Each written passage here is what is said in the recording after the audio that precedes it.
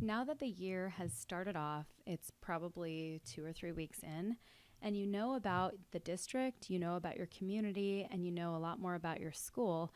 And hopefully, the classes that you teach or your class is starting to kind of settle down as far as transfers in and out. And now it's time to find about the students that are sitting in the seats. I'm sure you've already learned a lot about them just from general everyday activity and, just talking to them. But you also want to find out a little bit more about them as far as those legal requirements are considered. And then you also need to know, assessment wise, who you're dealing with and how you can start off the year really strong by knowing what your students' strengths and weaknesses are so that you can instruct them in the best way and differentiate for them all. So the first task that you have for A-5 class profile is something that you're probably going to do elsewhere. You might do it on Voyager or Passport. You might use your Fluency program or your DIBELS program. And I think OARS is a wonderful system to use for standardized testing. What you're going to do is just find assessment data for your students. CELT data, which is your English development, and then any standardized test that you can get your hands on. It could be Smart or Balanced, but it could also, for your really young students, it could be a fluency test or it could be an intake test that you could look over. You could also look over district benchmarks or performance tasks. So this is very open-ended. You want to find the test that makes sense for you to look at the beginning of the year for your students so that you can kind of get a baseline. You're going to make a PDF of that data or an Excel document. Excel is wonderful because you can copy and paste that information directly into Google. So I would suggest that, but certainly you can use a PDF as well. And you're going to save that assessment data with some kind of title that makes sense, like standardized assessment data or CELT data or all standardized data for my class or for period 3.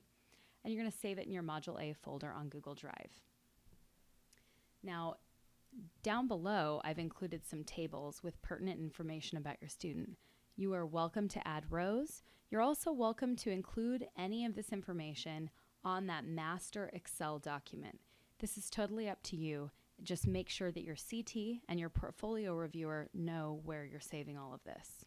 So the first thing that we do, we are strengths-based educators. You always want to start with a student's strengths and try to capitalize and build off of those. So we're going to put the first name and last initial of your students. Again, if you were able to get that information off of OARS in an Excel document, this is going to be wonderful. You're just going to add rows as needed, and then you'll just copy and paste in the student names. Additionally, or otherwise, you could just include all of this information, these strengths-based comments, on that Excel document. And you can actually save it into Google as a Google Sheet. So hopefully I haven't lost you yet. If you're not a techie person, I can go over how to do that with you individually at a meeting. So let me know if you want help with that. Coming back to the actual document, I'm going to talk through that rather than the technology now. So you want to talk about their strengths as you learn about them. I don't expect your students to come in and in 3 weeks you could say an entire paragraph about every single student. But as you learn, you're going to modify and update this document. So A5 class profile is a live document that you'll probably be adding to all year long.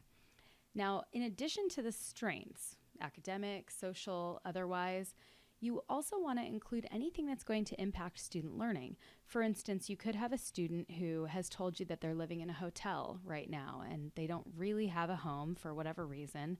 That's an important piece of information that you probably want to capture somewhere, because if you have a lot of students or multiple periods, you might not remember exactly with whom you spoke. That sounds terrible, but trust me, it happens. So you want to capture that information when you hear it. In addition, we have a lot of broken homes.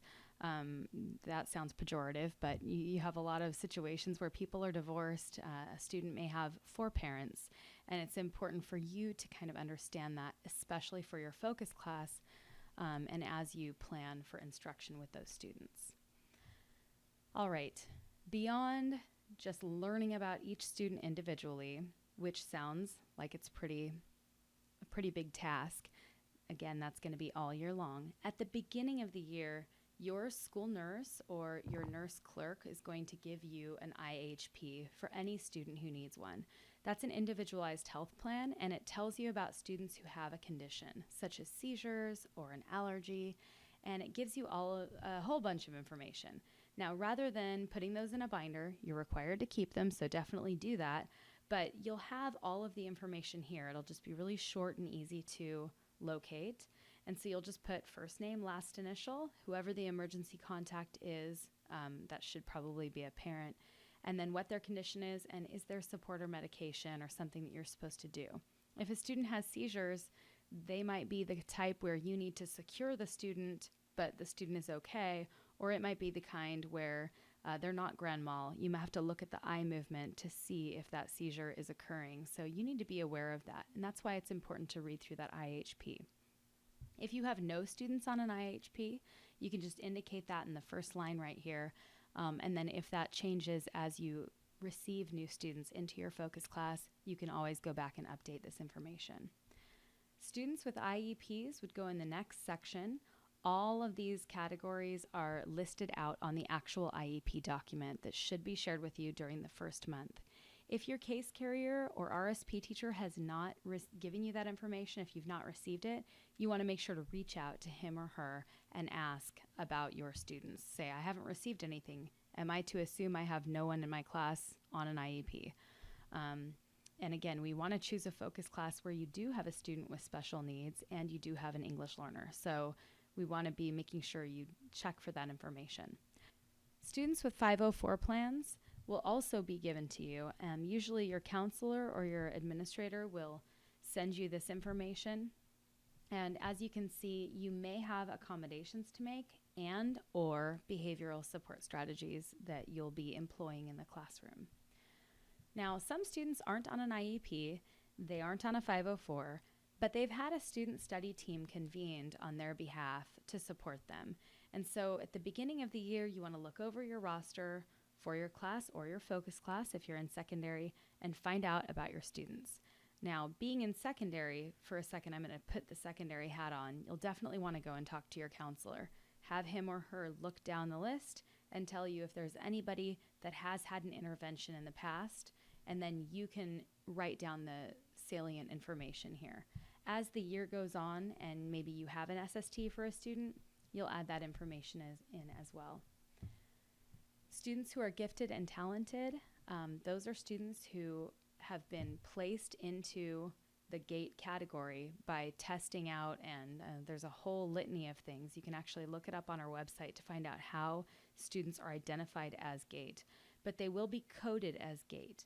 Again, you can probably find this information in ARIES and or ORS, but the information might be given to you by your administrator or a counselor as well.